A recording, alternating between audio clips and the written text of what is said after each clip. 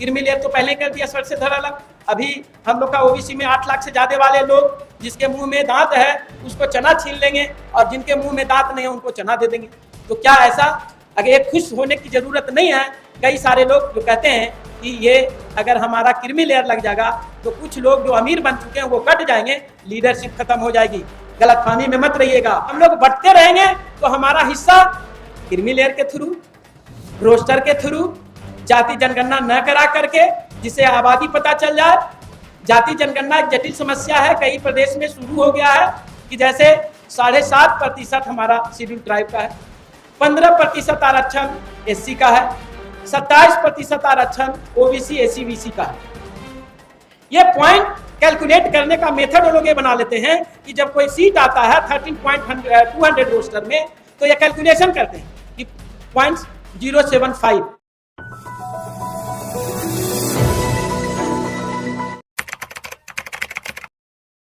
जो वर्गीकरण की बात हम लोग कर रहे हैं, 8 से 10 सांसद मिलकर के आवाज उठाई और उसको ठंडे बस्ते में करने का प्रयास किया है।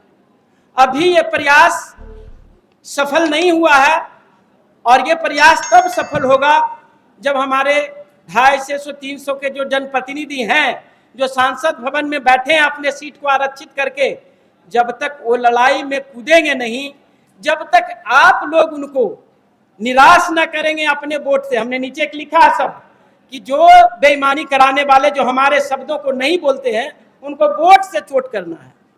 और हम लोग नवंबर में पुनः रामलीला मैदान में उपस्थित होंगे, इसलिए मैं आपको आधी निमंत्रण भी दे देता हूं कि आप लोग आए और उस कार्यक्रम को अभी से सफल बनाने का प्रयास करेंगे। उप वर्गीकरण एक छोटा सा आया जो ऑलरेडी आपको मैं कुछ बताना चाहता हूं, मेरे पास डेटा है और मैं तमाम मीडिया कर्मियों को ये डेटा मैं शेयर करूंगा।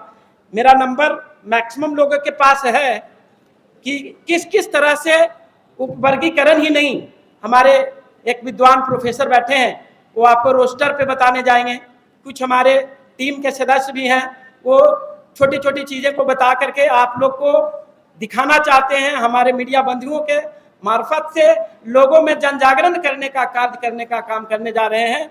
ये हमारा रोस्टर कैसे बेईमान होता है वो डीप में तो प्रोफेसर साहब देंगे, लेकिन मैं आपको बता देता हूं कि जब हमारे संविधान में बाबा साहब ने आरक्षण का प्रावधान किया और इंदिरा साहनी का जजमेंट जब यहाँ 1993 में इम्प्लीमेंट कराया गया तो ये रोस्टर ऐसा नहीं था। ये रोस्टर था, मेरे पास डेटा है जो कि सरकारी डेटा उपलब्ध है, इसको दिखा सकता हूं और दे सकता हूं आप लोग को। 1993 का है ये और ये 22 अक्टूबर का है और ये 1993 का है। ये डीओपीटी का है जहां से हम लोग का पूरे रूल रेगुलेशन संचालित करने का मिलता है। ये रिजर्व अनरिजर्व की सिर्फ बात हुई है, यहाँ पे एक अनरिजर्व और शुरुआती अनरिजर्व से ही है। उसके बाद अब क्या हो गया, 1993 तक आते आते कई बार इसमें संशोधन हो गया और हमारे पास 1993 का भी संख्या है, उसमें है जो कि पहला, दूसरा, तीसरा, ये 3 पहले अनरिजर्व कैटेगरी, या हम यूं कहें कि सामंतशाही और अपर क्लास के लोग इसको ले जाते हैं। तो ये हम लोग का किसी भी लेवल पे जो 49.5 और +10 था, अगर हम लोग डाटा यहाँ पे अभी दिखाएंगे ये एक एक करके और आप लोग को बताएंगे रोस्टर के बारे में कि किस तरह से रोस्टर के अंदर हम लोग की हकमारी हो रही है। और अगर कैलकुलेट करते हैं तो जो 60% लगभग होता, 59.5% वो कभी आपको नहीं मिलता है। और उसका दुष्परिणाम ये है कि हमारा उप वर्गीकरण करके एक दूसरा प्रणाली ले आते हैं और उसमें सर से धड़ को अलग करके और फिर से बैकलॉग करके सीट को हमारे सीट को खाना चाहते हैं। इसलिए एक स्लोगन पर ध्यान दीजिएगा कि एक रहेंगे तो हक लेके रहेंगे और बटेंगे तो हमारे हिस्से खाए जाएंगे। हम लोग बटते रहेंगे तो हमारा हिस्सा क्रीमी लेयर के थ्रू, रोस्टर के थ्रू, जाति जनगणना न करा करके जिसे आबादी पता चल जाए। जाति जनगणना एक जटिल समस्या है, कई प्रदेश में शुरू हो गया है। और ये भी बता दूं कि हम लोग जानकारी आपको देना चाहते हैं कि कई सारे स्टेट जो कि अनरिजर्व कैटेगरी से स्टार्ट करती है आरक्षण, जबकि सेंट्रल में ऐसा नहीं है। ये सेंट्रल में हम लोग को इम्प्लीमेंट कराना होगा, क्योंकि अभी भी बच्चे को मेडिकल में एडमिशन चल रहा है, पीजी वाले का एडमिशन होने वाला है, तो उसमें क्या होगा? घपला यही से होगा, हकमारी यही षड्यंत्र है, और इसी षड्यंत्र के माध्यम से आपके बच्चे को हक अधिकार छीना जाएगा। यानी अभी इस बार तो ऐसा मेडिकल में हुआ कि पूंजीपति लोग 17 लोग अभी भी बचे, 67 लोग पहले थे जो कि 1 नंबर पे आए थे। ये कैसे हुआ? ऐसा संभव पहले नहीं था।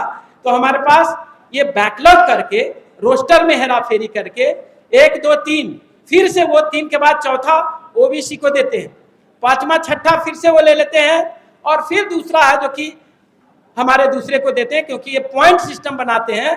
और मैं 1 मिनट में समझा देता हूं कि जैसे 7.5% हमारा शेड्यूल ट्राइब का है, 15% आरक्षण एससी का है, 27% आरक्षण ओबीसी एससी का है। ये पॉइंट कैलकुलेट करने का मेथड वो लोग ये बना लेते हैं कि जब कोई सीट आता है 13.200 रोस्टर में, तो ये कैलकुलेशन करते हैं कि 0.075 जो शेड्यूल ट्राइब का है, 0.15 जो एससी का है, 0.75 जो ओबीसी का है, ये तीनों को करके क्लब करते हैं और इसको मल्टीप्लाई करते हैं। तो आप सोचिए कि 27.27 को मल्टीप्लाई करेंगे तो हमारा संख्या जो होगा चौथा पे पड़ेगा, और जब चौथा पे पड़ेगा तो हम तो वैसे ही 25% के अंदर आ गए। अगर 4 सीट में 1 सीट मिला है तो हम लोग ऐसी 4 में से 1 मतलब 25% आ जाएंगे। फिर उसी तरह से जो 0.075 है उनका भी कैलकुलेशन होगा तो 9 में 10 में नंबर पे आएगा।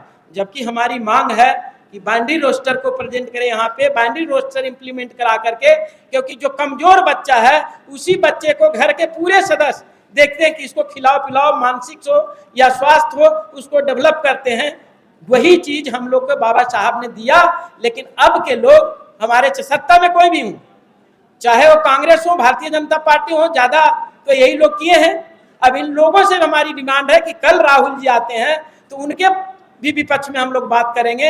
आज सत्ता पक्ष के जो लोग हैं उनके विपक्ष में मैं बात कर रहा हूं कि ये हकमारी को रोक करके हम लोग के संविधान के अंतर्गत जो संख्या दी गई है, जो जाति जनगणना करा के आप स्पष्ट कर सकते हैं, या हम लोग का जो अनरिजर्व और रिजर्व जो कमजोर और शोषित हैं उससे शुरुआत करके हम लोग को संख्या बढ़ाकर हम लोग का आरक्षण का सीट दे, तभी हम लोग एक अच्छे जगह पे। क्रीमी लेयर तो पहले कर दिया, सर से धड़ अलग। अभी हम लोग का ओबीसी में 8 लाख से ज्यादा वाले लोग, जिसके मुंह में दांत है उसको चना छीन लेंगे, और जिनके मुंह में दांत नहीं है उनको चना दे देंगे। तो क्या ऐसा अगर एक खुश होने की जरूरत नहीं है?